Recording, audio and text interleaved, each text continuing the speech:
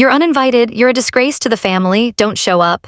That was the text my sister sent 4 days before her engagement party. I had paid for the venue, designed the custom invitations, taste tested the overpriced catering. I even hand-carried her $3,000 gown across state lines because she said she didn't trust shipping. "Hi everyone, my name is Lacey, I'm the older sister. The invisible one, the helper, the fixer, the one who gets shoved aside when it's convenient. My sister Danielle has always needed a spotlight. Her entire life has been a stage and every family member a prop. And me, I was her backstage crew, the one who made sure her show never flopped. So when our parents co-signed her tone-deaf decision to uninvite me, after I had done everything, because some distant cousin said my job was embarrassing, I didn't fight. I didn't beg to be let back in, instead I replied with just 4 words, "Handle it yourself then." No one understood what that meant yet, but I had signed every vendor contract. Every deposit was under my name. I even owned the event planning account they used. And while they were sipping champagne and rehearsing toasts, I was already in motion. It started with one email, one cancellation, and as they laughed in their group chat about how quiet I'd gone, I was about to become unforgettable. The first call came from the florist. "Hi Lacey, just confirming. You want to cancel all floral arrangements for this weekend's event at the Grand Ivy?" I smiled, sipping espresso on my balcony. "Yes, full cancellation. Please send the refund confirmation to my email. Next, the cater, the band, the custom dessert cart." One by one, every thread holding Danielle's dream engagement together unraveled with me holding the scissors. I didn't scream, I didn't make a scene. I just watched the group chat bubble with clueless excitement, everyone gushing about the big day. Danielle was busy posting filtered countdowns on Instagram, writing, 3 days until Forever Red Heart.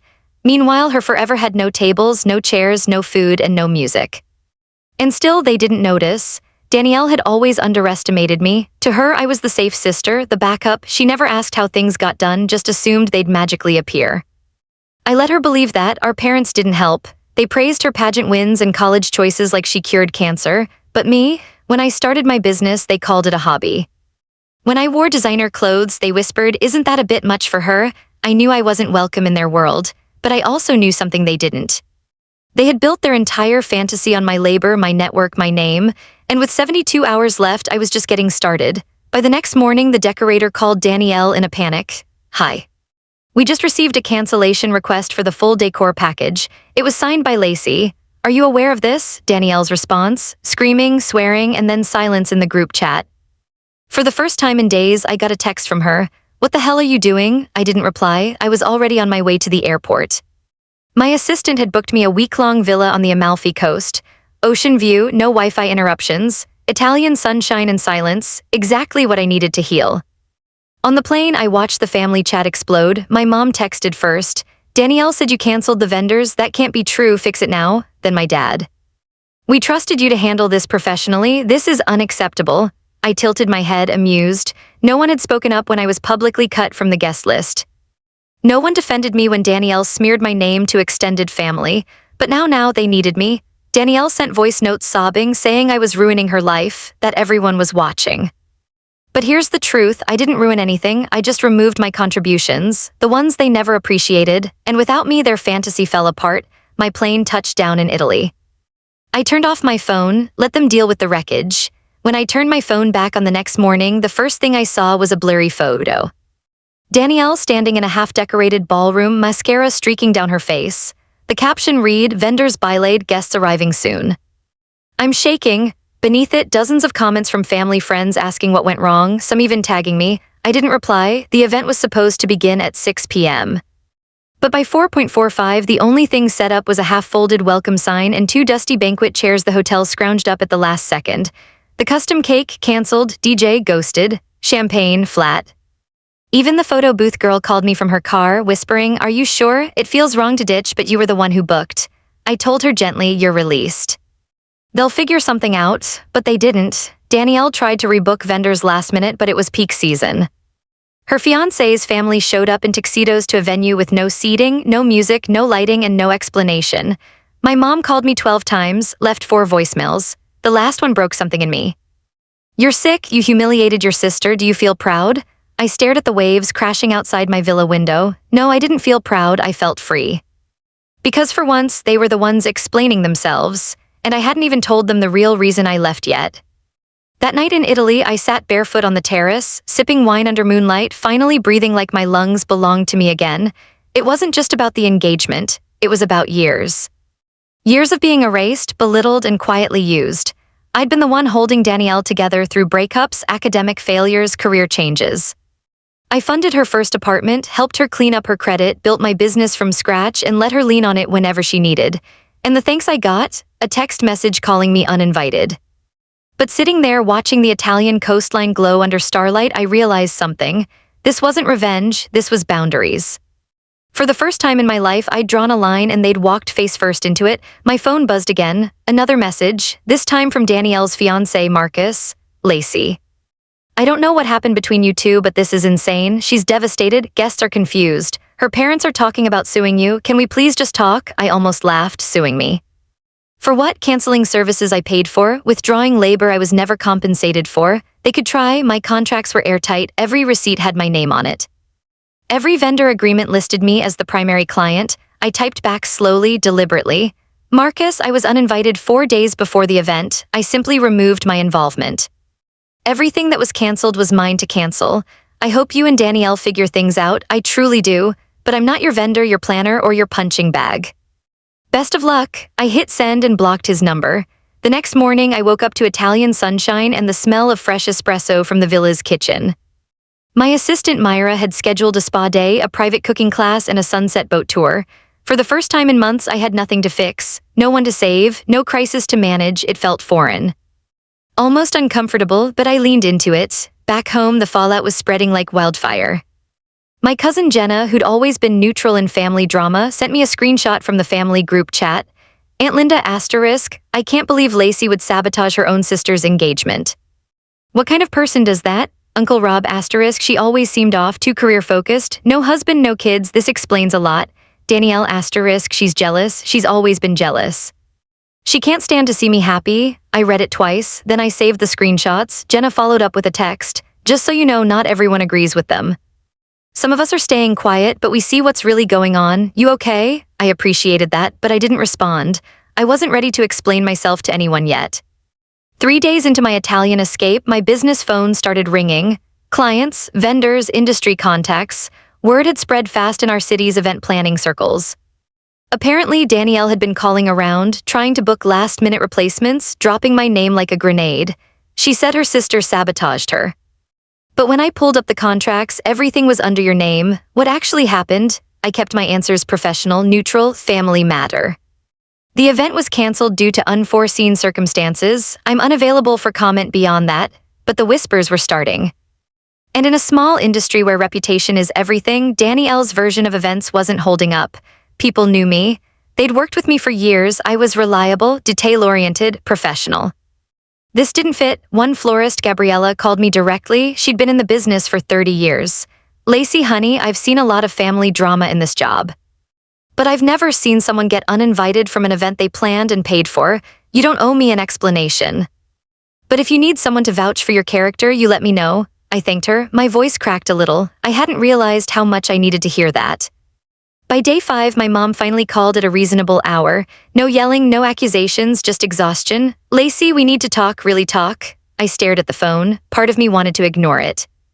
But another part, the part that still stupidly hoped for something different, answered. I'm listening, she sighed, long and heavy. Your father and I, we didn't handle this right. I know that now. Danielle told us you'd agreed to step back, that you were fine with it. She said you wanted to give her space. I sat up straighter. She said what? She told us you didn't want to come, that you offered to handle things remotely because you were busy with work. We believed her, Lacey. We didn't question it. My jaw tightened. Of course she did. Of course Danielle had rewritten the narrative before I even had a chance to defend myself. Mom, she sent me a text 4 days before the party, told me I was uninvited. Called me a disgrace. Do you want to see it? Silence. Her voice wavered. I didn't know she said that. She showed us a different message. One where you supposedly declined. I closed my eyes. This was classic Danielle. Manipulate the story, control the optics, make herself the victim before anyone else could question her. I'm sending you the screenshot right now, I said flatly, and then we're done talking until you're ready to admit what actually happened. I hung up, sent the screenshot, turned off my phone again. The cooking class that afternoon was exactly what I needed. Fresh pasta, homemade sauce, An Italian grandmother teaching me how to roll dough with my hands, laughing when I got flour on my face. She didn't know who I was, didn't care about my family or my drama. She just wanted to teach me how to make something beautiful. I cried a little, rolling that dough. When I checked my phone that night, there were 47 missed calls, most from my parents, a few from extended family, and one from a number I didn't recognize. The voicemail was from Marcus's mom, Patricia.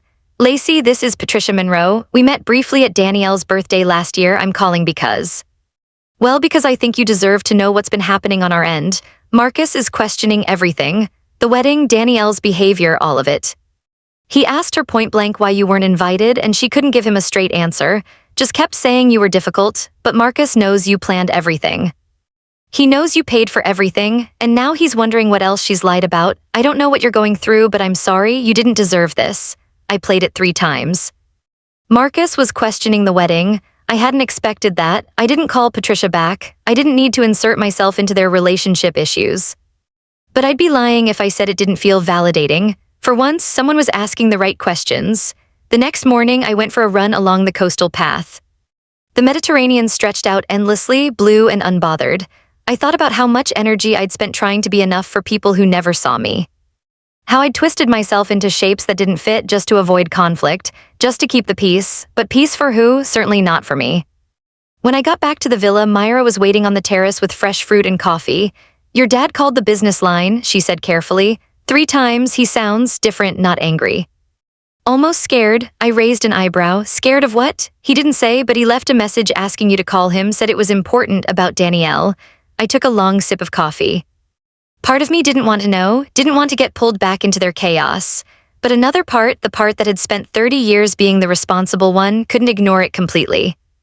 I called him on speaker. "Lacey," his voice cracked immediately. "Thank God, we've been trying to reach you for days. I'm on vacation, Dad. The one I told you about 3 months ago that you forgot." He was quiet for a moment. "You're right, I did forget, I'm sorry." That stopped me. My father never apologized, ever. "What's going on?" I asked, guarded. "It's Danielle, the engagement is off. Marcus broke it off 2 days ago. She's been staying with us and she's not doing well. She won't eat, won't talk. She just keeps crying and asking for you." I set my coffee down. "Asking for me, the sister she uninvited, the disgrace to the family? Lacey, please." "No, Dad. You don't get to call me when things fall apart and expect me to fix it, not this time. Danielle made her choice. You and Mom backed her up. You all humiliated me. And now that her perfect life imploded, suddenly I matter again? She's your sister. And I was her sister when she called me a disgrace. Where were you then?" "Where was Mom?" He didn't have an answer. I took a breath, trying to steady myself. "Dad, I love you. I love this family. But I can't keep being the person everyone uses and discards. Danielle needs professional help, therapy, maybe medication. I can't be her emotional support animal anymore. Your mother and I have been talking," he said quietly, "about how we've treated you. How we've always expected you to just handle things, be the strong one. We didn't realize how much we put on you or how little we acknowledged it. You didn't want to realize it," I said. "Because if you did, you'd have to admit you've had a favorite child this entire time, and it was never me." The line went quiet. I could hear him breathing, heavy, unsteady. "You're right," he finally said.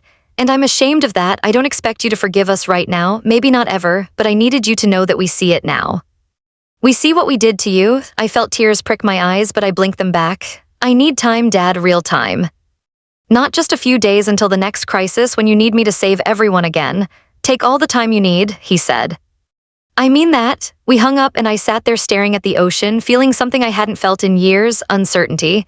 I'd expected them to stay in denial forever, to keep blaming me. Keep defending Danielle no matter what, but this small crack of accountability, I didn't know what to do with it. Myra sat down next to me. "You okay?" "I don't know," I admitted. "I think maybe my dad just apologized, like actually apologized, and I don't know if I trust it." "You don't have to trust it yet," she said. "Trust is earned over time. But you can acknowledge it and keep your boundaries at the same time." She was right. I didn't owe them instant forgiveness just because they finally admitted fault. That wasn't how healing worked. That afternoon, I got a text from Jenna. Jenna asterisk, so apparently Marcus told his groomsmen that Danielle had been lying about a lot of things, including you. He said she fabricated the reason you weren't invited, told him you were too busy with work to come. When he found out the truth, he started digging into other stuff. Found out she'd been hiding credit card debt, lying about her job situation, and apparently she told him she was pregnant 3 months ago to speed up the engagement. She wasn't. I stared at my phone, stunned. Me asterisk, are you serious right now? Jenna asterisk, dead serious. Marcus's sister is my coworker. She told me everything. He's devastated. Apparently he loved Danielle, but he couldn't marry someone he couldn't trust. And the whole thing with you was the final straw. He said if she could throw her own sister under the bus like that, what would she do to him? I didn't respond. I didn't know what to say. Danielle had always been dramatic, impulsive, self-centered. But lying about being pregnant, fabricating financial stability, that was beyond anything I'd imagined. Jenna asterisk, for what it's worth, a lot of the family is starting to see through her act. Aunt Linda is still defending her, but most people are asking questions now. Uncle Rob even asked me if you were okay. Said he felt bad about what he said in the group chat. Me asterisk, tell him he can apologize directly if he means it. Jenna asterisk, fair enough, love you, Lace. Proud of you for standing up for yourself. I smiled at that. Jenna had always been one of the good ones. The rest of my Italy trip passed in a blur of sunshine, good food, and slowly unraveling tension I didn't realize I'd been carrying. I took long walks, read books I'd been meaning to read for years.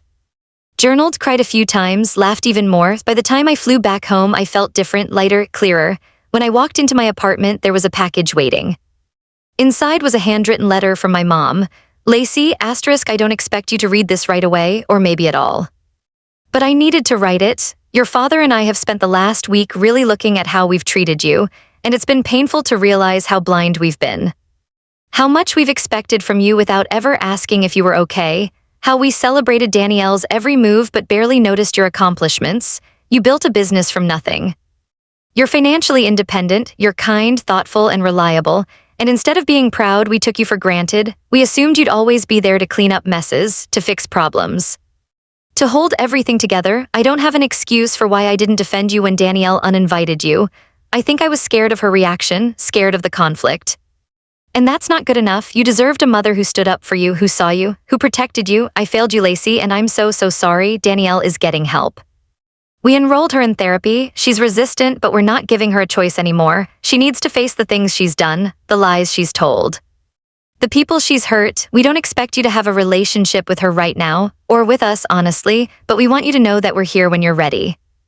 If you're ever ready, I love you, I always have. I just didn't show it the way I should have. Mom asterisk, I read it twice, then I folded it and put it in my desk drawer. I wasn't ready to respond. Maybe I would be someday, but not yet. 2 weeks later, I was at a networking event for event planners when Gabriella, the florist, approached me with a knowing smile. I heard through the grapevine that you're taking on new clients again. I nodded, slowly being selective. Good, she said, because I referred someone to you, high-profile wedding, big budget. They specifically asked for you after hearing about your work. I told them you're the best in the business. Thank you, Gabriella, that means a lot. She squeezed my hand. You deserve good things, Lacey, don't forget that. That night, I got an email from the potential client, a same-sex couple planning their dream wedding. They'd heard about me through multiple vendors, all of whom praised my professionalism, creativity, and integrity. We know you've been through a difficult time recently, the email read. We want you to know that we value you not just as a planner, but as a person. If you're interested in working with us, we'd be honored, but no pressure, take care of yourself first. I smiled. This was why I'd built my business, for moments like this. For people who saw me as a person, not just a service provider, I replied, I'd love to talk. Let's schedule a consultation. 3 months passed, I threw myself into work, took on clients who respected me, set boundaries with everyone, including vendors who tried to overstep. Started seeing a therapist to process everything that had happened. My parents reached out occasionally, small texts, checking in, never pushing. I responded when I felt like it, kept things surface level. Danielle tried to reach out once. A long, rambling email about how sorry she was, how she'd ruined everything. How she wished she could take it all back. I read it, then I archived it without responding. I wasn't ready to forgive her, maybe I never would be, and I was learning that was okay. One evening, I was closing up my office when my phone rang. Unknown number, I almost didn't answer, but something made me pick up. Hello, Lacey, this is Patricia Monroe, Marcus's mom. We spoke briefly a few months ago. I remember, I said cautiously. I hope I'm not overstepping, but I wanted to thank you for what you did. I frowned. Thank me? Marcus was about to marry someone who would have destroyed him. Financially, emotionally. You pulling out of that engagement party forced everything into the light. He found out who she really was before it was too late, so thank you, truly. I'll continue and bring the story to a satisfying conclusion. I didn't know what to say. I'd never thought about it that way. In my mind, I'd just been protecting myself, setting boundaries, refusing to be used anymore. I'm glad Marcus is okay, I said carefully. That wasn't my intention, but I'm glad something good came from it. He's doing much better now, Patricia said. He's in therapy, working through everything. And he wanted me to tell you something if you're open to hearing it. Okay, he said to tell you that what you did took courage. That watching you stand up for yourself, even when it cost you everything, inspired him to do the same. He said you probably saved his life. My throat tightened. I blinked back tears I didn't expect. Thank you for telling me that, I managed. Take care of yourself, Lacey. The world needs more people like you. After we hung up, I sat in my dark office for a long time, letting that conversation sink in. I'd been so focused on what I'd lost, family approval, my sister's respect, the illusion of a happy family, that I hadn't considered what I'd gained. My dignity, my self-respect, my freedom. And apparently I'd helped someone else find theirs too. 6 months after Italy, I was hired to plan a corporate gala for a Fortune 500 company. The budget was massive. The client was demanding but fair. And when the event went off flawlessly, the CEO personally thanked me in front of 300 guests. This woman right here, he announced, is the reason tonight was perfect. Lacey Monroe, everyone. The applause was thunderous. I smiled, gracious and professional, but inside I was glowing. This was the recognition I'd been chasing my whole life, not from family who took me for granted, but from people who valued my work, my talent, my effort.